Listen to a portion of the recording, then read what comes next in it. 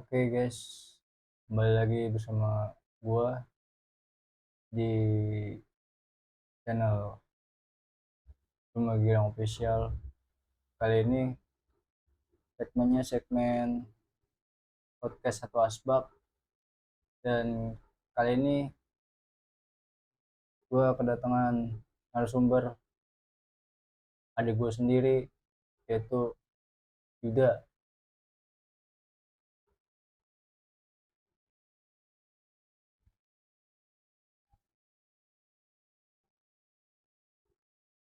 Halo Yud. Halo, guys. Kenalkan nama gua Yuda Muhammad Topan, panggil aja Yuda. Ya,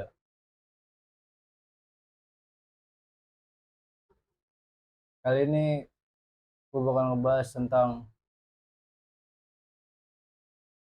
penyakit gagal ginjal yang dialami sendiri sama beliau. Ya, Nanti kita bakal bahas sedikit kurang lebihnya, mudah-mudahan bisa jadi edukasi buat kalian anak-anak muda di sana biar nggak terkena penyakit ini. Sebelumnya gejalanya kayak gimana sih gagal ginjal itu? awal-awal ini Pak Uyang, terus habis itu makan kagak masuk, demam, Ya, terus diperiksa, kata dokter tipes.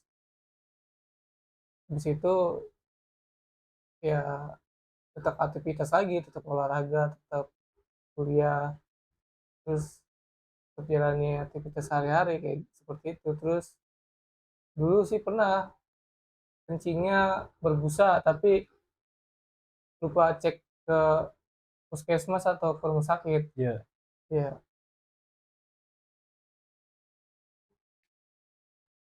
Terus apa namanya? hmm, karena faktor apa itu bisa jadi gagal ginjal? Apa dari makanan atau minuman gitu yang mungkin bisa jadi bikin itu, pemicu. ya pemicu pemicu buat gagal ginjal dari makanan dan minuman. Mungkin dari terutama dari minumannya. Minumannya sih air putih tapi yang dingin. Iya, Habis makan pedas, ketemu dingin. iya. Habis itu habis olahraga kan, habis itu minumnya siangnya teh tarik, Ah, makannya pedas lagi, ketemu pedas. Nah, itu lambungnya kayaknya naik. Kalau bahasa dokter asam lambungnya naik ke apa ini namanya ini? Tenggorokan, iya, kalau bahasa dokternya sih iya. gitu guys.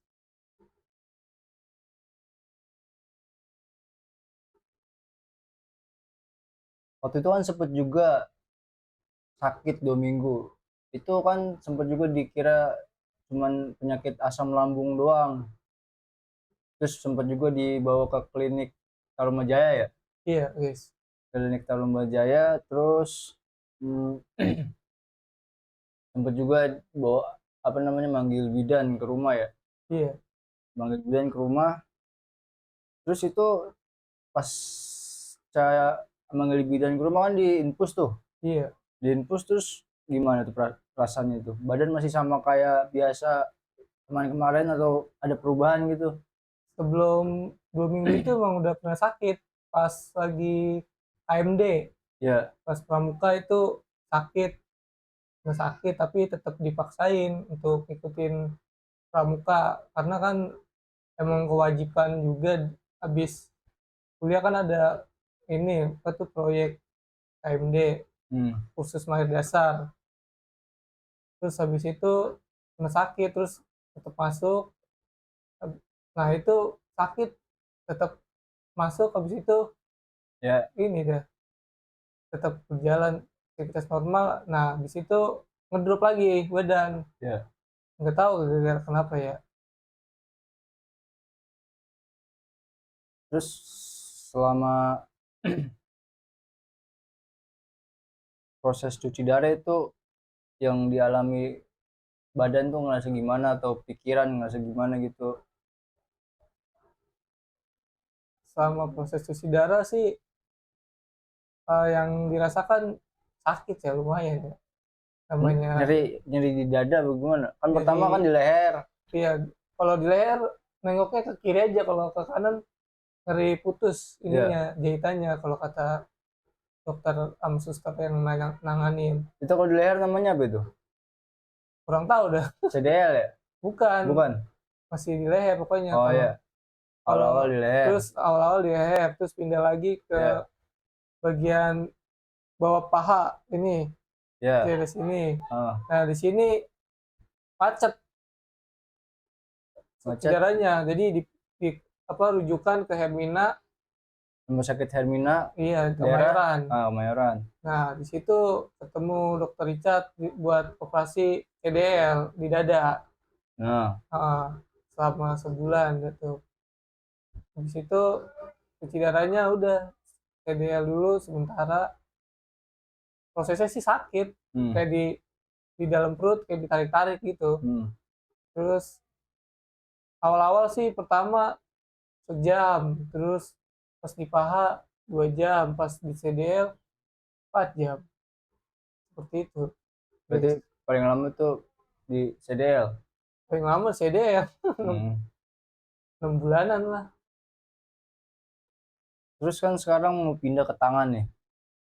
Pindah ke tangan mana? Kiri, Kiri apa kiri guys. kiri? Oh ya, Iya, yang mana tuh? yang ini nih.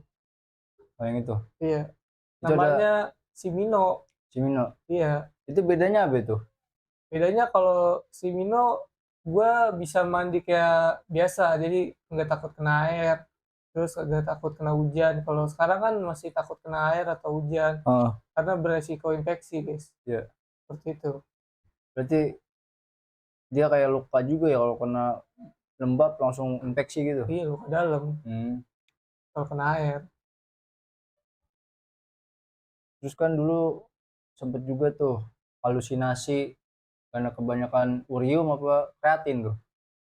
Kayaknya dua-duanya. Iya. Iya, Kalau urium itu kan buat ngasilin, garam, iya maksudnya kan buat ngasilin kencing kan urium. racun, iya. Iya racun Ah, diinin ke ginjal ginjal terus jadi dibuang melalui dibuang air air kemih. urin, Iya, ya air kemih. Nah kalau kreatin itu kalau kreatin semacam ini juga kayak virus. Jadi virus. makanan itu kan ada yang jadi sampah, ada yang jadi daging, jadi Iya, diolah sama ginjal. Nah dulu kalau malam emang kebiasaan saya minum es teh, iya. terus es teh taro. Ya namanya anak muda kan minumnya, lagi masa kuliah, Oh. suka-suka begadang juga sering, habisin waktu kadang. Pokoknya kurang tidur sama minum kebanyakan es teh lah gitu yang manis-manis kayak gitu guys. Terus sekarang perubahannya apa yang dialamin? Udah berapa lama sekarang cuci darah? Awal diponis penyakit gagal ginjal Februari kalau nggak salah sih. Hmm, Berarti ini bulan Oktober, ya 7 bulan, tujuh 7 bulan bulan. jalan nih ya. Kan awal-awal tuh cuma 2 kali AD ataupun hemodialisa apa tuh? Hemodialisis, Hemodialisis iya ataupun cuci darah. betul. Terus kan ditambah lagi karena Uriumnya naik, ya jadi halusinasinya tinggi. iya. Itu apa yang dirasain pas halusinasi tinggi kayak gitu? Pas halusinasi tinggi kayak ngamuk, Wah, kalau marah banting-banting barang, terus pokoknya bawanya emosi aja gitu. Pokoknya nggak bayangan yang ada di dalam pikiran tuh kayak kayak gimana mau gitu? kayak mau ini, Ada apa? ada bisikan katanya Oh iya, udah minum yang banyak kagak kenapa-napa, padahal mah kan kalau kata dokter minumnya harus 600 sesuai mili. ya per hari. Iya itu kan Oh, halusinasinya seperti itu, minum hmm, yang banyak. ya.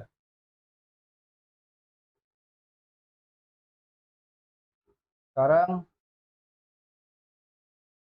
masih sempet halusinasi apa udah udah nggak sama sekali halusinasi gitu? Kalau sekarang sih alhamdulillah udah nggak ada. Kalau dulu kan kayaknya ureumnya udah nyampe otak. Kalau kata suster kalau halusinasi gitu racunnya udah nyampe otak. Itu maksudnya sampai berapa ininya dia? Bisa nyampe 600. Maksimal? Kurang tahu deh saya kalau itu. Kalau udah nyampe otak emang begitu. Suka halusinasi. Hmm. Kebanyakan pasien HD. Kayak gitu.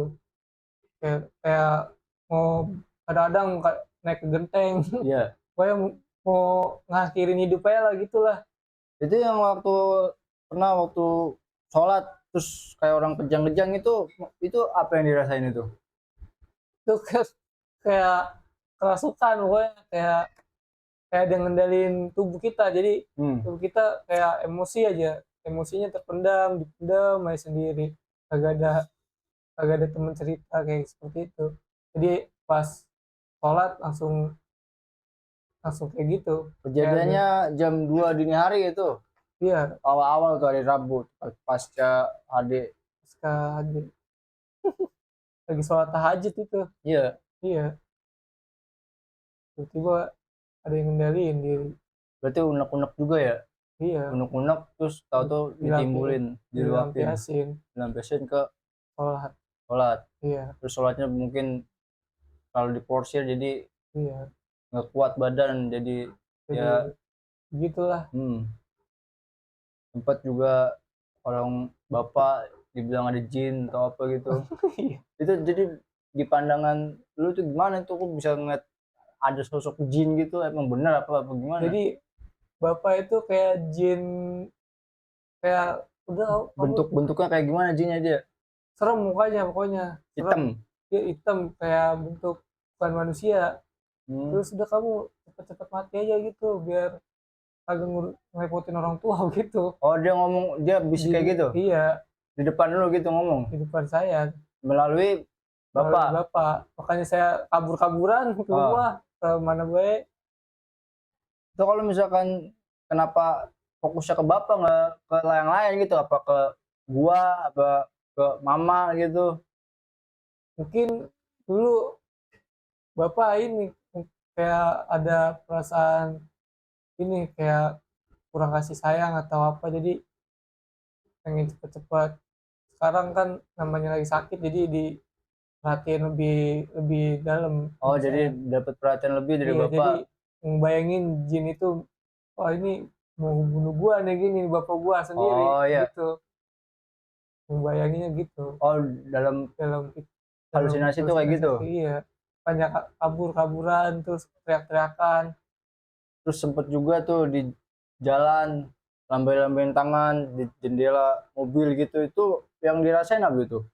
Kayak kayak misalkan apa namanya, katanya kan ada sosok apa waktu itu yang ngeluarin tangan di jendela itu, di dalam mobil habis HD yang maghrib, sosok setan setan perempuan apa anak kuntilanak, iya pokoknya lagi mau ngapain dia? mau ngajak ke sono udah pokoknya mau ke sono aja mau cepet-cepet mengakhiri hidup Oh, berarti jadi mau dibikin frustasi gitu. iya dibikin frustasi terus mau lompat ke mobil minta tolong makanya Oh, jadi jadi itu bisikan-bisikan gitu. iya buka jendela dia minta tolong aja ini kagak bener ini hidup di sini kayak gitu bisik-bisikan kuntilanak Oh, ajakan-ajakan gitu. ajakan-ajakan setan Hmm. Tapi kalau menurut dokter spesialis penyakit dalamnya gimana tuh? jangan Dok. di jangan diikutin tuh mah Oh. mah emang kayak gitu namanya ureumnya lagi tinggi Iya, jadi apa aja dia bayangin gitu apa ya. aja dibayangin Masuk semua ini apa namanya, iya halusinasi gitu. malah ngebayangin diri kita sendiri Hmm. kalau kata dokter spesies dalam Itu kan sekarang udah ini apa namanya, udah ke psikolog juga, psikiater ya. iya psikolog Psikiater itu gimana tuh pas psikiater kalau pasca psikiater katanya awal-awal awal-awal pas kan baru-baru ini nih pas menjelang 7 bulan apa menjelang iya 6 bulan gitu baru ke psikiater kan. iya Dulu kan belum belum pernah pernah belum ada dirujuk rujukan buat ke sini kan. ke psikolog Iya, buat masih ke dokter penyakit dalam doang kan. Nah, awal-awal sih kayak gitu, dok saya sering lupa minum obat, terus sering halusinasi, terus sering kurang insomnia, kurang tidur, kurang fokus. kurang fokus. Jadi solusinya gimana dok? Jadi kasih obat tuh, obat tenang, obat tidur, terus Iya. tetap ini aja enjoy jalanin, Oh, menikmati hidup, semangat kata dokternya. iya. Kalau ada hal-hal yang kayak gitu nggak usah didengerin, fokus sama tujuan kamu mau sembuh apa enggak gitu. Hmm, Terus sama rajin olahraga kata dia begitu ke berarti dokternya. olahraga tuh buat ningkatin Tingkatin kefokusan fokusan. sama turunin tekanan darah tinggi. Saya kan ada riwayat tekanan darah tinggi. Hmm. Awal mulanya sih dari darah tinggi nih, Hmm. gagal ginjal, jarang kontrol ke rumah sakit Iya. atau ke puskesmas, sibuk kuliah aja bisa. Iya. Tapi ada kemungkinan bisa sembuh nggak nih kira-kira kalau udah kena gagal ginjal? Menurut dokter spesialis penyakit dalam. Menurut dokter sih namanya udah rusak ya, Udah kronis malah udah kronis maksudnya. tahap akhir, Iya. fungsinya udah ibarat kata mesin udah bobrok, Iya. udah nggak Udah mati tinggal berapa mesin. berapa berapa persen? Iya, Kemungkinan berapa persen perhitungannya? 10%, 10%. Berarti udah parah udah bener-bener. parah. Hmm. Ya Allah alam aja, hanya Allah yang bisa nyembuhin. Tapi ada keyakinan kan bakal bisa normal lagi kayak dulu. Sehat. Iya, maksudnya normal lagi. Iya, Maksudnya nggak usah cuci darah gitu. Ada ada, keyakinan kan? ada sih. Hmm. Pengennya sih alternatif ke kayak kiai atau Hmm. ustadz yang ini, Hmm. tapi karena lagi belum ada pekerjaan jadi ini dulu aja, santai dulu aja. Iya. Iya, Tapi kalau misalkan apa namanya? Kalau misalkan ya mudah-mudahan ada mukjizat lah bisa sembuh lah total gitu. amin. Itu ada najar tertentu nggak yang bakal lo lakuin gitu? Kalau saya sih najarnya kalau sembuh total ya. Ya. Jadi kalau syukuran tiap orang dewasa itu minumnya 1,5 liter yang gede. Hmm. Terus kalau yang bocah sedang 600 mili. Terus kalau yang anak-anak ya yang botol kayak ini aja kayak gini. Gini. Berapa mili itu? 50 berapa? 200 atau 300. Ya. Jadi ya pokoknya anak-anak zaman sekarang tuh harus minum banyak air dah. Air putih Air putih sama jangan minum yang yang berasa, berasa sama bersoda, soda berwarna. warna. Nah Kalau itu makanan jangan makanan yang mengandung banyak MSG apa-apa, asam-asam atau pedas, mecin apa gitu. micin ya, Ah, garam. itu Intinya mah bisa bisa ningkatin apa itu kalau kebanyakan kayak gitu? ureum, racun, Racun. dan kreatin. Kayak misalkan mecin kan kalau banyak mecin bisa apa namanya bikin darah tinggi juga kalau setahu Iya, gua. itu kalau ada yang riwayat darah tinggi, Hmm. kalau anak-anak. Tapi sih kalau emang pola hidup sehat sih harus banyakin sayur sama buah. Iya. Kalau saran gua, Oh. gua sih dulu emang jarang yang minum pagi-pagi makan buah sama sayur. Kalau air putih bawa Iya. pas olahraga dulu kuliah, air putih bawa, sekarangnya minum juga tapi air dingin. Nah, makan gorengan kolesterol lah, Iya. Iya, namanya gorengan masih itu. muda. Iya, Nah iya, gorengan. gorengan mah setiap siang, sore, malam. Hmm. Nah itu gorengan, minumnya gitu. Gorengan juga sebenarnya bahaya, tapi kalau emang kita jaga pola hidup sehat mah insya Allah aman-aman aja tubuh. Tapi kegiatan sekarang udah normal kan, kegiatan misalnya apa namanya kongko, ngobrol, main ke rumah temen gitu. Terus gua sering rutin Sering. olahraga tiap pagi. Tidur juga nggak terlalu berlebihan kan. Kalau dulu Iya. kan pas waktu Kurang. awal-awal kan tidur berapa kali terus dalam sehari. Tidur Pas awal-awal kena gagal ginjal. kalau sebelum Pas awal-awal udah kena kalau gagal sudah ginjal. masih kurang, kan belum ke psikolog, Tidur masih tidur 5 terus. jam tidur terus, Sehari bisa kelebihan berapa kali? bisa 12 jam, bisa 10 jam, Enggak kan pokoknya misalkan pagi nih satu, pagi habis terus siang makan. berapa, 3 Iya, kali apa berapa, 4. 4 kali. Kalau pagi jam 10 tidur sampai jam 12. Itu yang dirasain kenapa maunya hawanya tidur mulu? Pokoknya ngantuk aja. Oh, bawaannya ngantuk. Iya, pokoknya ini badan lemes, saya lemes. Hmm. Terus kalau siang juga habis makan ini bentar ngantuk, Iya, tidur lagi, sore ngantuk, tidur lagi, kayak iya. gitu bawaannya. Pas ke Berarti psikolog, alhamdulillah udah tidur enak. faktor utama itu badan lemes tuh gara-gara apa? Karena makanan kurang bergizi apa gimana? Kayaknya makanannya kurang bergizi. Oh, Dulu awal-awal sih pas ini masih sayurnya masih kurang gitu, sayurnya masih kayak wortel doang, hmm. terus buahnya juga masih jeruk kan nggak boleh kalau Ya, yang pantangan. tantangan. Jeruk terus buat buah, Pisang, pisang. semangka, udah itu. Itu bisa kenapa Kak, kalau misalnya makan itu? Kebanyakan air bisa bengkak ntar kalau nggak mata, kaki, sama tangan, kan nggak boleh kebanyakan air kalau pasien. Misalkan jadi kan sekarang cuci darah 3 kali dalam seminggu. Iya, Senin, Rabu, Sabtu. Sabtu. Nah itu kalau misalkan kagak sesuai jadwal gitu, misalkan cuma sekali doang atau 2 kali doang, itu berpengaruh nggak ke ini? Ke Kalau dada menurut nyesek apa-apa gitu? menurut dokter sih kalau nggak HD contoh seminggu sekali itu berpengaruh sih, soalnya kan di badan kita kan ginjalnya tinggal satu, Oh kagak iya, bisa nyaring secara normal, jadi racun numpuk racun lagi. makin numpuk, terus kadang-kadang sesek, kalau nggak bengkak sesek, ini ujung-ujungnya ini juga masuk IGD, Oh, kalau nggak ICU, kalau agak sering-sering HD. Makanya dianjurin dokter sesibuk apapun HD walaupun nanti udah kerja. itu kalau misalkan setiap berapa bulan sekali itu transfusi darah itu kenapa itu? Eh, Kalau transfusi darah itu HB-nya rendah, hemoglobin. Hmm. Kalau laki-laki itu hemoglobinnya 13, kalau cewek kurang lebih 10 apa 11 seperti itu. Hmm. Jadi kalau hemoglobinnya rendah disaranin ini apa transfusi darah biar nambah darah, biar agak, dulu saya pernah 7 7. saking itu Harus asutan, harusnya berapa? agak jarang makan, gak boleh ini, pokoknya Oh, ada bisikan. iya udah jangan makan gitu gitu, udah puasanya puasa. Diikutin tuh bisikan-bisikan itu. Diikutin kan Hmm. jarang makan juga. Iya.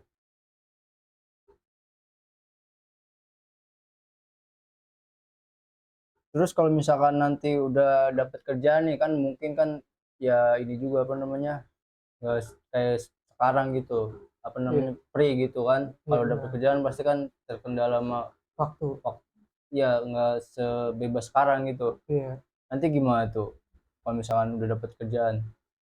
ya kalau udah misalkan dapat kerjaan, saya sih usahain ini dulu, ngobrol dulu sebelum diterima di salah satu sekolah, ngobrol ini saya ada riwayat penyakit ini tersebut, terus adanya ini Senin, Rebo, Ya Sabtu, jadwal HD pokoknya dikomunikasi dulu sama kepala sekolah biar sebelum kagak, tanda tangan kontrak. sebelum menandatangani kontrak, biar Ya, kagak miskomunikasi. Terus kan kalau miskomunikasi lah aku nggak bilang dari awal, kan iya, jadi kan kagak enak kedua belah iya. pihak seperti itu.